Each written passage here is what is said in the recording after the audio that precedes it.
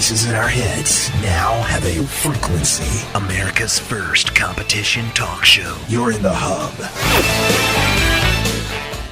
Okay, America, our commander-in-chief might as well work for the Travel Channel because this man never stays home. Stephanie, you like to travel, right? Oh, yes. Okay, see, you can't keep up with this man. I could on the taxpayer's dollar. You really could? You really could? If the taxpayers were paying for it, Give why him the not? right incentive. Well, you know, he had a party fund, $2 billion. $300 million a day, I think I could travel quite nicely. No, I don't think it was that much. No, It was that No. much. It was $200 million a day. He said he had 3,000 people in his entourage. Uh-huh. Usher would just throw in the towel after that. There's no way in hell that he's going to compete. Listen, he's the president of the United States. He can't travel, by himself. I mean, clearly he has to have an entourage to keep, America 3,000 people? Listen, he's the president of the United States. It takes a lot to support that role, the office of the presidency. So I can't begrudge the man for having a posse with him if he wants to go someplace overseas. But it's the largest posse that they've done per capita since the Roman times.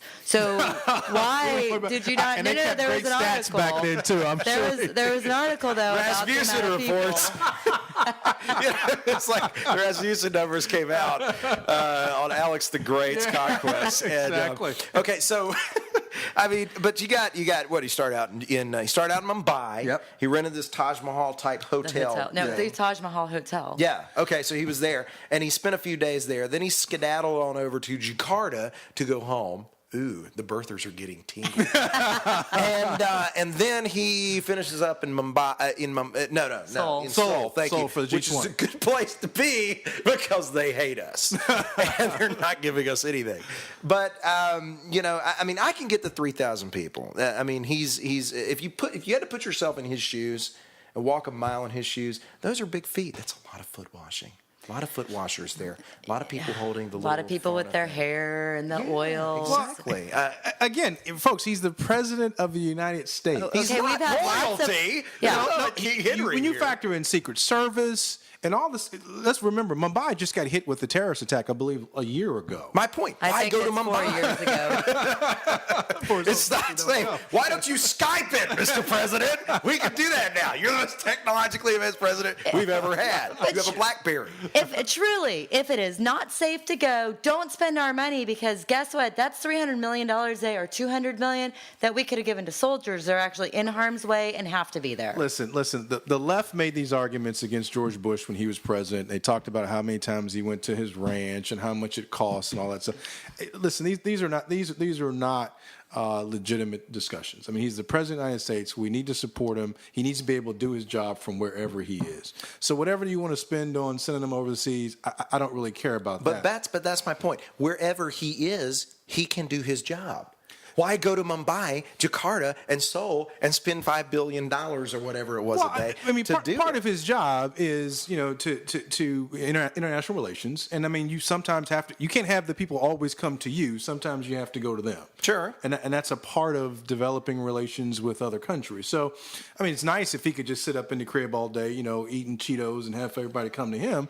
But it doesn't work that way. He plays Sometimes golf you have to go to enough.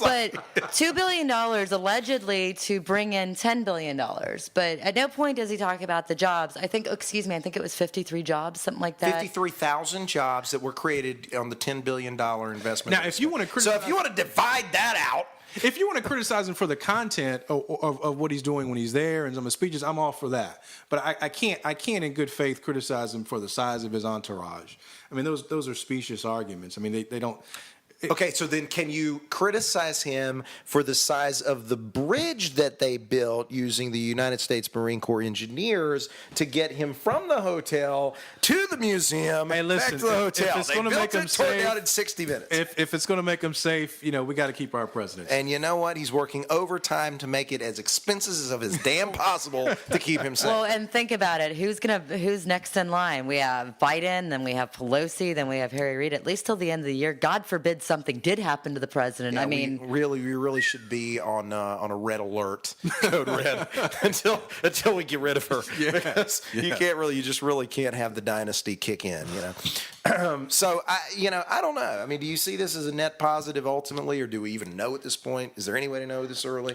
I don't think there's any way to know this really. And, yeah, having jobs created is a great thing, but how many jobs are also being sent over to India based on him almost endorsing having more jobs in India? If people here can't afford to buy stuff, it doesn't matter how cheap the stuff is. You don't have a job, you can't buy it. That's ultimately my point. That he really could have done this, accomplished the same goals, not going this far overboard. I mean, maybe at some other time in our nation's history, you take out your Great White Fleet for a little skedaddle around the globe. But right now, we got to be a little more judicious, I think. So you're saying he needs to be cheap. So instead of taking, Air Force One, he can just pop in a little. No. He can take Air Force One all day long. He just doesn't need to take 3,000 people. He could take 2,000 people or 1,500. Yeah, maybe. Guys, you're talking about in the scale of the federal budget. You're talking literally a rounding error. Whatever he's spending on this trip is literally a rounding error. Yeah, well, well, that doesn't make it right. You're right. He wipes his ass with more than that. We'll see you tomorrow on The Hook.